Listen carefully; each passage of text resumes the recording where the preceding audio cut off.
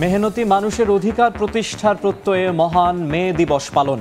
এখনো শোষণের মাপকাঠিতে চলে কর্মঘণ্টা। ন্যায্য মজুরি ও কর্মক্ষেত্রে নিরাপত্তা দাবি। অবসান হচ্ছে দীর্ঘ ৩২ বছরের অপেক্ষার। জাহাঙ্গীরনগর বিশ্ববিদ্যালয়ে কেন্দ্রীয় ছাত্র সংসদ নির্বাচন ৩১ জুলাই। কুয়েটের ভারপ্রাপ্ত উপাচার্য অধ্যাপক ডক্টর মোহাম্মদ হযরত আলী। চট্টগ্রামের আনোয়ারায় পাহাড় ধস, মাটি চাপায় প্রাণ গেল ২ স্কুল ছাত্রের, আহত আরও ২ জন। দিনের পর দিন পাহাড় কাটার কারণেই দুর্ঘটনা, দাবি স্থানীয়দের। এবং ২ মাসের নিষেধাজ্ঞা শেষে নদীতে জেলেরা কাঙ্ক্ষিত মাছ পেলে ঘুরে দাঁড়ানোর আশা। ইলিশ উৎপাদনে লক্ষ্যমাত্রা ছাড়িয়ে যাবে বলছে মৎস্য বিভাগ।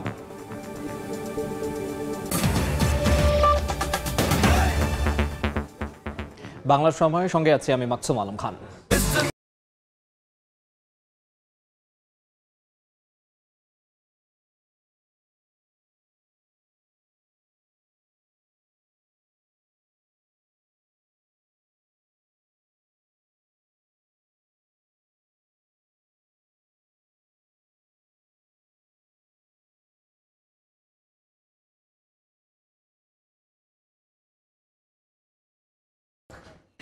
নানা কর্মসূচির মধ্য দিয়ে সারা দেশে পালিত হচ্ছে মহান মে দিবস। একদিন নয়, বছরের প্রতিটি দিন মেহনতি মানুষের অবদান মূল্যায়নের দাবি জানান শ্রমিকরা। শ্রমিক মালিক এক হয়ে নতুন বাংলাদেশ বিনির্মাণের প্রত্যয় সবার।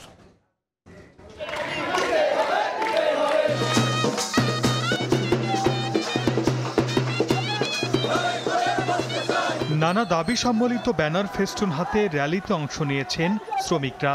স্লোগানে স্লোগানে ন্যায্য অধিকার আদায়ের দাবি তাদের। মহান মে দিবস উপলক্ষে সকালে জেলা শহরগুলো থেকে বর্ণাঢ্য র্যালি বের করা হয়। এতে নির্মাণ, মোটর পরিবহন, হোটেল, রেস্তোরাঁ ও পোশাক খাতের শ্রমিক সহ নানা পেশার শ্রমিকরা আলাদা ব্যানারে অংশ নেন। পরে সংক্ষিপ্ত আলোচনা সভায় শ্রমিকরা তাদের ন্যায্য মজুরি, কর্মক্ষেত্রে নিরাপত্তা সহ নানা দাবি তুলে ধরেন।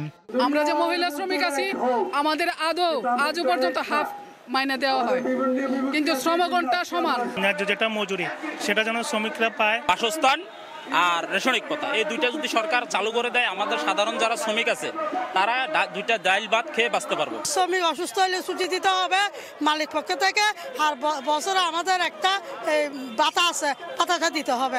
শ্রমিক সংগঠনের পাশাপাশি দিবসটি ঘিরে নানা কর্মসূচি পালন করেন বিভিন্ন রাজনৈতিক দলের নেতাকর্মী, বিভিন্ন বাহিনীর সদস্য ও সামাজিক সাংস্কৃতিক সংগঠনের সদস্যরা। এ সময় অবিলম্বে শ্রমিকদের ন্যায্য দাবি আদায়ে সরকারকে জরুরি পদক্ষেপ গ্রহণের দাবি জানান তারা।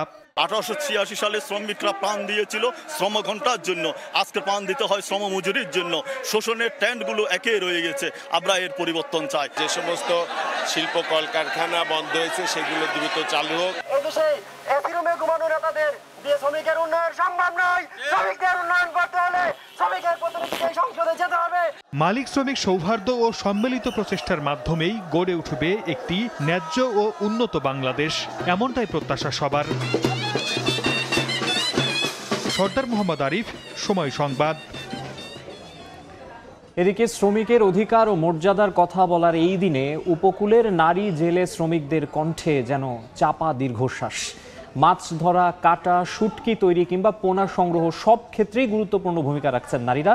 তারপরও তাদের নাম নেই সরকারি নিবন্ধন তালিকায়। দেশের মৎস্যজীবী জনগোষ্ঠীর বড় একটা অংশ নারী হলেও স্বীকৃতির অভাবে শ্রমের মর্যাদায় রয়ে গেছে বৈষম্য। বিস্তারিত শিকদার জাবির হোসেনের বিশেষ প্রতিবেদনে, ক্যামেরায় ছিলেন তৌকিব পেদা।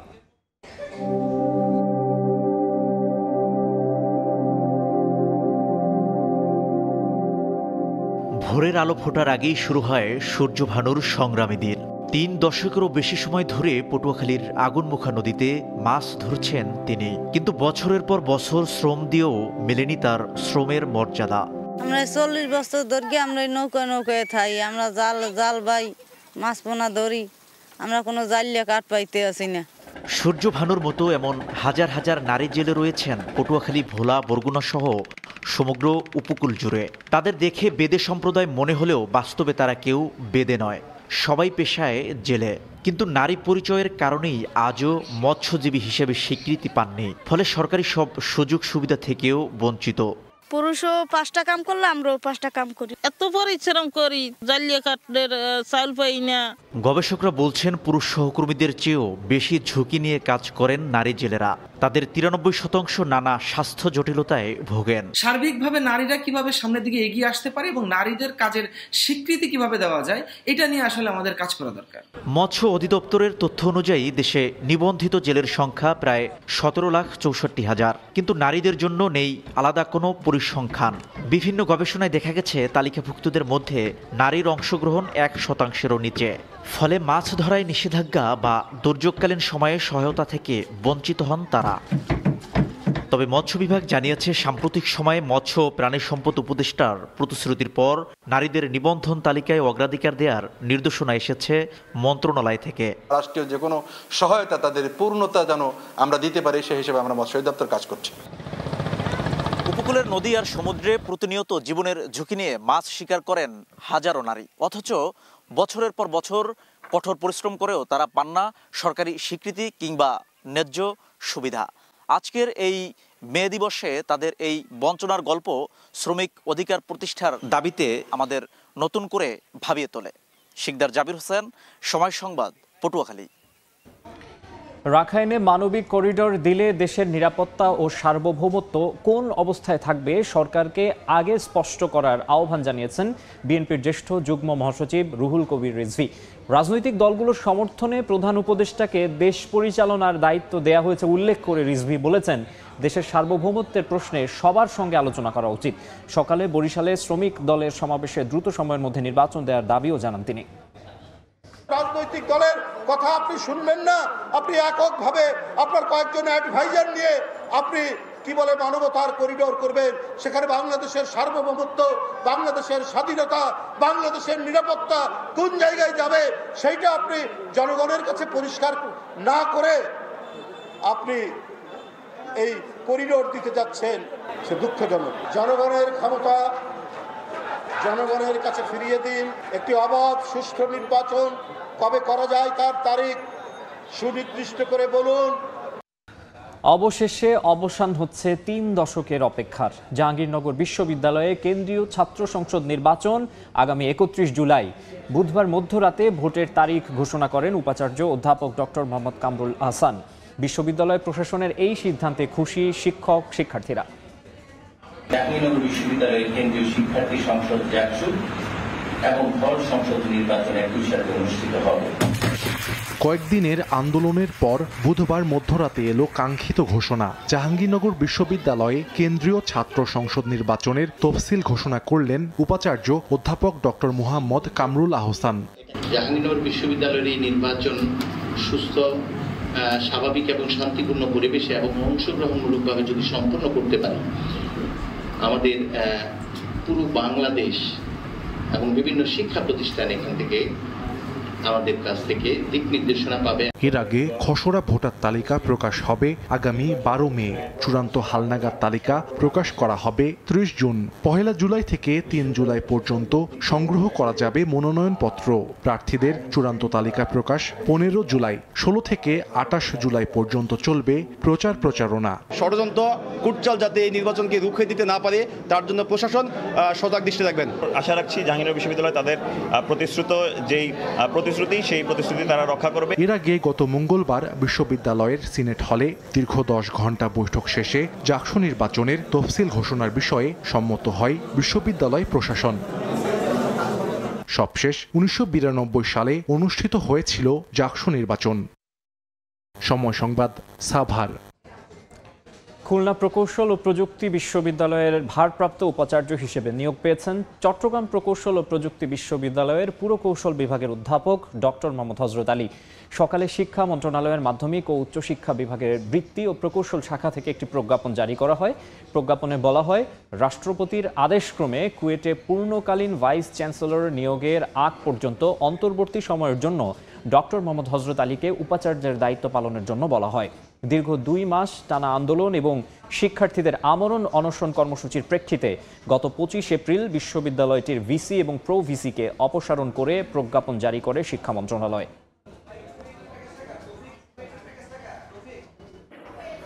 চট্টগ্রামের আনোয়ারায় পাহাড় ধসে মাটি চাপা পড়ে প্রাণ গেছে 2 স্কুল ছাত্রের, আহত হয়েছে আরও 2 জন। স্থানীয়দের অভিযোগ, নিয়মিত পাহাড় কাটায় এমন ধসের ঘটনা ঘটেছে। স্কুল বন্ধ থাকায় সকালে চট্টগ্রামের আনোয়ারায় 2 বন্ধুদের সঙ্গে পাহাড় বেষ্টিত মাঠে খেলতে যায় 2 স্কুল শিক্ষার্থী রোহান ও মিসবা। রোদের তীব্রতার কারণে এক পর্যায়ে পাহাড়ের পাদদেশে বিশ্রাম নিতে যায় তারা। তখনই পাহাড়ের একাংশ ধসে পড়ে তাদের উপর। এতে ঘটনাস্থলেই মারা যায় রোহান ও মিসবা। আহত 2 জনকে নেওয়া হয় হাসপাতালে। কেলের জন্য আছে তো সাইয়ের নিচে দাঁড়াইছে, এখানে মাটির চাপা দিয়ে পড়ছে। তাড়াতাড়ি এসে দেখতেছি হ্যাঁ এই পাহাড় ওদের মাথার উপরে দোষে আছে। ওইখান থেকে 2 জন উদ্ধার করছি আর 4 জন উদ্ধার করছি, 4 জনের মধ্যে 2 জন মারা গেছে। স্থানীয়দের অভিযোগ, দিনের পর দিন পাহাড় কাটার কারণে এমন দুর্ঘটনা ঘটেছে। কেপিজেড কর্তৃপক্ষ এই বিভিন্নভাবে রাতের আধারে বা চুরি করে ওরা পাহাড় কেটে পাহাড় গোলার একটা মরণফাত করে গেছে এখানে। অবশ্যই কেপিজেড আছে, যে কেপিজেড যদি পাহাড় না কাটতো আজকে এত বড় একটা ঘটনা হতো না। কেপিজেড কর্তৃপক্ষের ভুলের কারণে নাই কোনো সিকিউরিটি, নাই কোনো এখানের সেফটি। নিহত রোহান ও মিসবা স্থানীয় বৈরাগী স্কুলের 5ম ও 6ষ্ঠ শ্রেণীর শিক্ষার্থী। উন্নত চিকিৎসার জন্য আহত 2 জনকে নেওয়া হয় চট্টগ্রাম মেডিকেল কলেজ হাসপাতালে। অতি বৃষ্টিতে সবসময় চট্টগ্রামে পাহাড় ধসের একটা সম্ভাবনা থাকে, কিন্তু বৃষ্টি ছাড়াও আজকের যে পাহাড় ধসে 2 জন নিহত হলো, এজন্য স্থানীয়দের দাবি অপরিকল্পিত এবং অননুমোদিতভাবে পাহাড় কাটায় এই দুর্ঘটনা। চট্টগ্রামের আনোয়ারার কেপিজেড থেকে ফেরদৌস লিপি, সময় সংবাদ। মেহেরপুরে দোকান ধসে পড়ে প্রাণ গেছে স্বামীর, আহত হয়েছেন তার স্ত্রী। স্থানীয়রা জানান, গাংনী বাস স্ট্যান্ডের পাশে পৌরসভার নালা নির্মাণ করছে জনস্বাস্থ্য প্রকৌশল অধিদপ্তর। পাশের একটি পুরাতন দোকান ঘরের বারান্দায় শুয়েছিলেন আমজাদ হোসেন এবং তার স্ত্রী রহিমা খাতুন। বুধবার রাত 11:30টার দিকে দোকানের সামনের অংশ ধসে নালায় পড়ে। এতে আমজাদ ও তার স্ত্রী গুরুতর আহত হন। হাসপাতালে নেয়ার পর বৃহস্পতিবার দুপুরে আমজাদকে মৃত ঘোষণা করেন চিকিৎসক।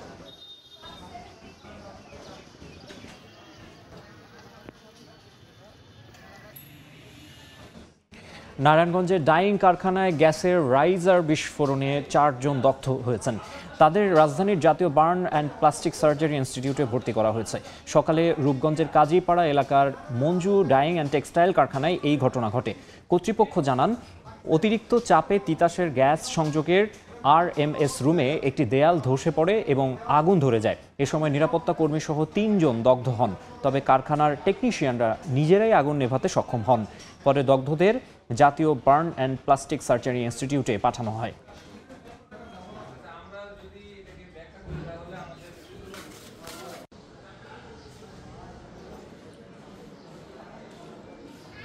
দুই মাসের নিষেধাজ্ঞা শেষে পদ্মা, মেঘনা ও তেঁতুলিয়া সহ দেশের 6টি অভয় আশ্রমে শুরু হয়েছে মাছ শিকার।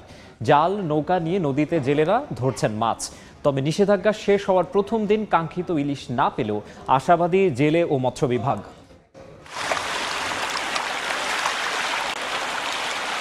যাত্রা সংরক্ষণে 2 মাসের নিষেধাজ্ঞা শেষে ভোলার মেঘনা ও তেঁতুলিয়া নদীর 190 কিলোমিটার এলাকা জেলেদের মাছ ধরার জন্য উন্মুক্ত হয়েছে। বুধবার মধ্যরাতে নিষেধাজ্ঞার সময়সীমা শেষ হওয়ার পর থেকেই মাছ ধরছেন জেলেরা। বৃহস্পতিবার ভোরে রূপালী ইলিশ নিয়ে ঘাটে ফিরছেন অনেক জেলে। নদীতে যাওয়ার পরে যেরকম মাছ পাওয়ার আশা করছিলাম, সেরকম কাঙ্ক্ষিতভাবে ওরকম মাছ জেলেরা পায়নি। ভোলা জেলার যে কাঙ্ক্ষিত 1,85,000 মেট্রিক টন ইলিশের উৎপাদন, এই জাটকা সংরক্ষণের, এই অভয়াশ্রম সংরক্ষণের যে ফলাফল, তার পজিটিভে আর আমাদের উৎপাদন লক্ষ্যমাত্রা অর্জিত হবে।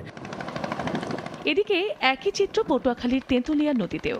জেলেদের জালে প্রচুর পরিমাণে বড় আকারের ইলিশ সহ নানা প্রজাতির মাছ ধরা পড়বে প্রত্যাশা মৎস্য বিভাগের। ইলিশ সহ অন্য সকল মাছ কিন্তু এই সময় তার প্রজনন, দৈহিক পরিবৃদ্ধি, আকার আয়তনে পরিবৃদ্ধি, মজুদ বৃদ্ধি, অর্থাৎ এক ইলিশ বাঁচলে সাথে সাথে অন্য মৎস্য সম্পদ পরিবৃদ্ধি ঘটবে। পদ্মা ও মেঘনায় জাল নৌকা নিয়ে মাছ ধরতে ব্যস্ত চাঁদপুরের জেলেরা। জালে ধরা পড়া ছোট বড় মাছ নিয়ে নদী পাড়ের আড়তগুলোতে বিক্রি করছেন তারা।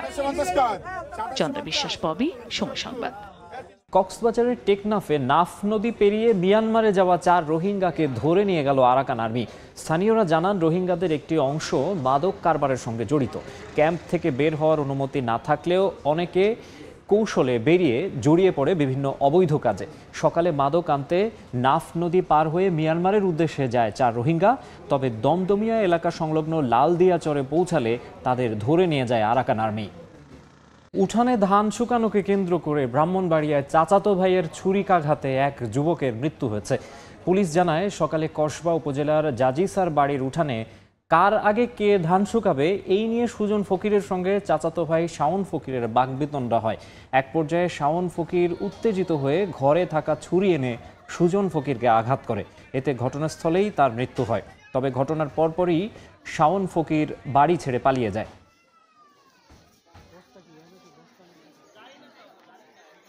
আমাদের উঠানের মধ্যে ধানের টাল কেন এটা সরাই ফেলতাম, হ্যাঁ ধান দিব, হ্যাঁ তোর বাপের উঠান নেই, তাই নানান ধরনের গালাগালি করে সেটা বাইরের রাগারাই হয়ে গেছে। তারপর চুরি নিয়ে যাচ্ছে তাদের সাথে আগেও কিন্তু বিরোধ ছিল এবং বিরোধের কিন্তু এখানে ঘটনাটাও এখানে কিন্তু প্রকাশ পায় আর কি।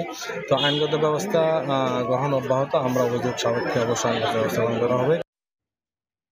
পারিবারিক কলহের জেরে ময়মনসিংহে মেয়েকে বাঁচাতে গিয়ে জামাতার ছুরিকাঘাতে শাশুড়ির মৃত্যু হয়েছে। পুলিশ জানায় মুক্তাগাছার হরিরামপুর এলাকায় মনির মিয়ার সঙ্গে স্ত্রী রুমা আক্তারের ঝগড়া হচ্ছিল। এরই জেরে বুধবার দুজনের মধ্যে কথা কাটাকাটি হয়। এক পর্যায়ে মনির ঘর ছেড়ে চলে যায়। পরে রাত 2টার দিকে ফিরে এসে 4 বছরের ছেলেকে নিয়ে যেতে চাইলে স্ত্রী রুমার সঙ্গে ফের বাকবিতণ্ডা শুরু হয়।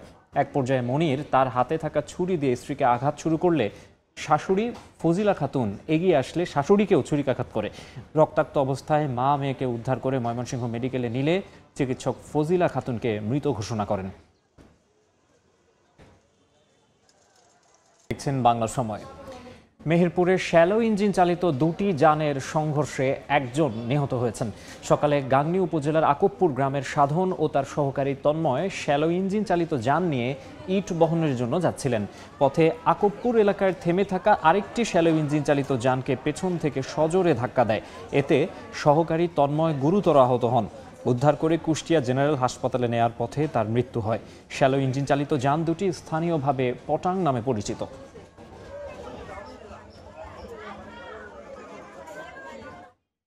মাদারীপুরের শিবচরে বসতঘরে লাগা আগুন নেভাতে গিয়ে একজন দগ্ধ হয়েছেন। স্থানীয়রা জানান সকালে উপজেলার লপ্তিকান্দি গ্রামের ওহাব আলীর রান্নাঘরে আগুন দেখতে পান। মুহূর্তেই আগুন ছড়িয়ে পড়ে চারপাশে।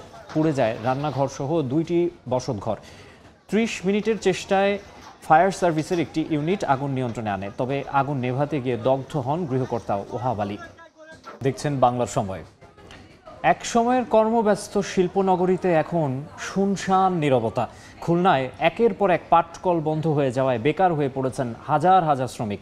তবে সংসারের চাকা সচল রাখতে তাদের অনেকেই এখন দিনমজুর কিংবা রিক্সা চালক। বিজেএমসি বলছে বন্ধ কারখানা চালু এবং কর্মসংস্থান বাড়াতে কাজ করছেন তারা। আব্দুল হালিমের ছবিতে আব্দুল্লাহ আল মামুন রুবেলের প্রতিবেদন। ৪৫ বছর বয়সী আবুল হাওলাদারের যৌবনের ১৬টি বছর কেটেছে খালিশপুর জুট মিলে। একসময় পরিবার নিয়ে সুখে থাকলেও এখন দিনমজুরির কাজ করে কোনো মতে চলছে সংসার। সপ্তাহে 2-3 দিনের বেশি কাজ না পাওয়া আবুল কাজের আশায় এখনো খোঁজ নেন মিল গেটে। ঘরে গেলি ঘর ভাড়া দিতে পারি না, কারেন্ট বিল, ছেলে পেলে লেখাপড়া করানো, সব কষ্টরা এটা কাউকে বলতেই পারে না। আবুল হাওলাদারের মতো একই গল্প খুলনা অঞ্চলের 20,000-এর বেশি পাট শ্রমিকের। আর্থিক ক্ষতির কারণ দেখিয়ে 2020 সালে এ অঞ্চলে 9টি রাষ্ট্রায়ত্ত পাটকল বন্ধ করে দেয় সরকার। চাকরি হারান স্থায়ী অস্থায়ী প্রায় 25,000 শ্রমিক। 26টা জুট মিলে এক রাত্রের ভিতরে সে বন্ধ করে দিয়ে গেছে।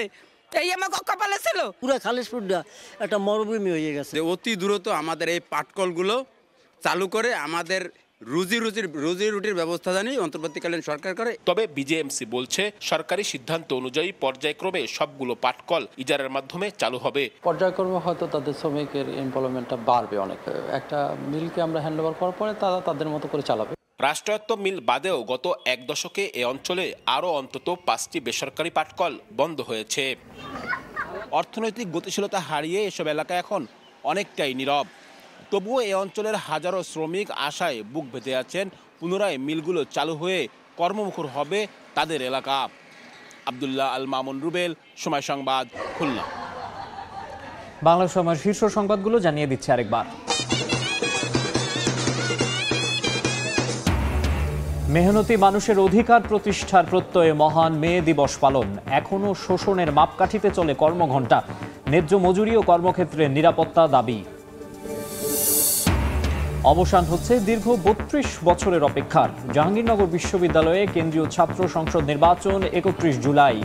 কুয়েটের ভারপ্রাপ্ত উপাচার্য অধ্যাপক ডক্টর মোহাম্মদ হযরত আলী। এবং চট্টগ্রামের আনোয়ারায় পাহাড় ধস, মাটি চাপায় প্রাণ গেল 2 স্কুল ছাত্রের, আহত আরও 2 জন। দিনের পর দিন পাহাড় কাটার কারণেই দুর্ঘটনা, দাবি স্থানীয়দের।